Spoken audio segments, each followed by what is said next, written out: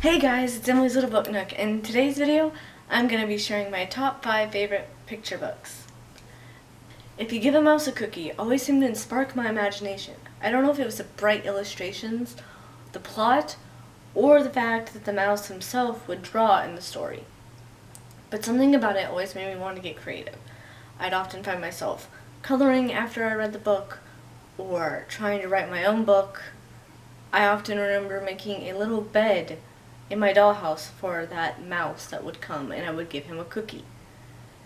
I think this kind of book is important to children because it sparks their imagination and it makes them see the world in a different place. It helps them problem solve because, again, in the story, you give a mouse a cookie, he's going to ask for this, then he's going to ask for this. It teaches kids the order of life and how to solve a problem. The next book on my list is Rainbow Fish. I remember watching the episode of Reading Rainbow over and over and over again. This book, as an adult, I enjoy because it helps one teach kids colors, and it did help me memorize my colors as a child, as well as the beautiful illustration. Just as many of these, the pictures really bring to life and help tell the story, which is obviously the point.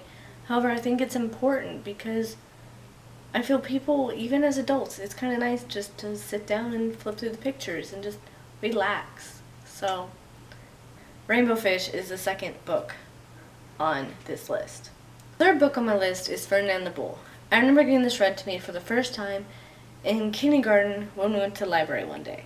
I remember sitting there laughing, and I don't know if it was the librarian's voice when she read it, or if it was the story itself, but I remember thinking it was hilarious that a big old bull would sit in the middle of a field with flowers. And to this day, I really love the artwork.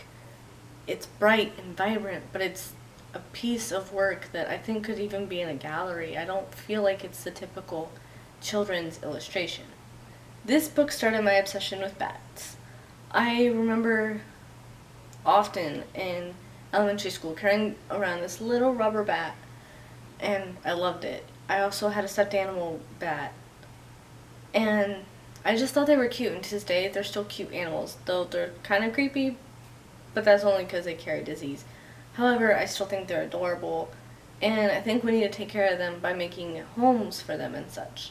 Stellaluna also was another relaxing read, and it always made me fall asleep. And the fifth book on my list is Where the Wild Things Are. Where the Wild Things Are has beautiful illustration, yet again, just like all the rest of these. A great story. It really shows an arc of a character, which I don't feel the other stories can show an arc as well as the main character in Where the Wild Things Are. The little boy, he goes through a range of emotions, and he realizes that family is really important. I also have a very fond memory of going to the movies when the movie release came out and watching that adaptation with my mom when I was a little bit older, and I really enjoyed it. It's a good memory, good book, and I think everyone should have it on their shelves for their children. Again, it was one of the first books I read, so if it's got me to love reading this much, why not read it? Okay guys, thanks for watching. Keep reading what you love, and bye!